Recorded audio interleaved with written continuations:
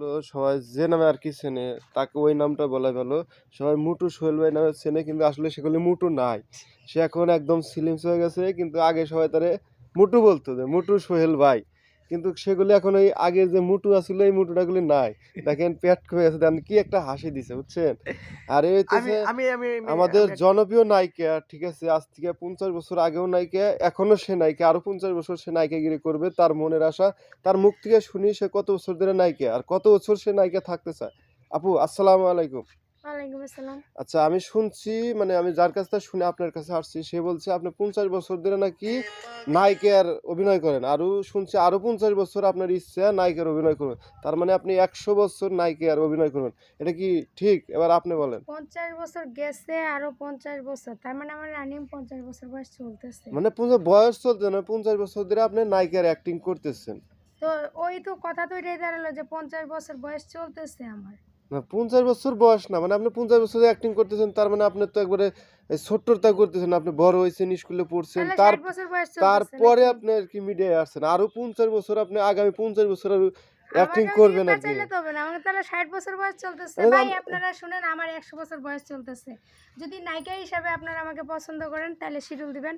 আর যদি মনে হয় যে না আমাদের এই নায়িকা চলবে না তাহলে শিডিউল দিবেন না। জোর করে না আমি কাজ চাই না। ঠিক আছে? না জোর একজন করে পিক কমেন্ট করা করছে ভালো যে না। না ঠিক আছে নায়িকা পারফেক্ট। আমরা ওই জনি সিং এর শিডিউল দিয়েছি। হুম, আমরা এই নায়িকা নিয়ে শিডিউলে কাজ হুম। করাবো। ঠিক আছে? তাই না?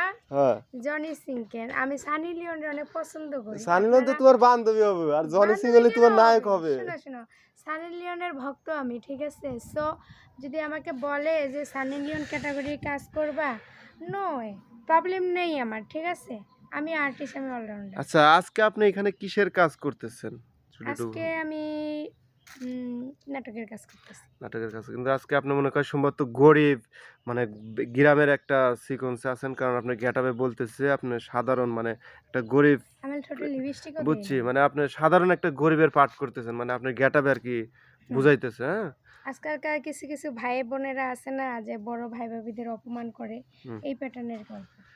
ও শিক্ষামূল্য যে ভাবিদের সাথে কেন দেবররা খারাপ কিছু করে এইরকম হ্যাঁ। খারাপ ব্যবহার কেন করে খারাপ ভাই ব্যবহার কেন ভাবিদের করে সাথে? হ্যাঁ এই শেষে হলো। বের করে দেয় সয় সম্পত্তির জন্য।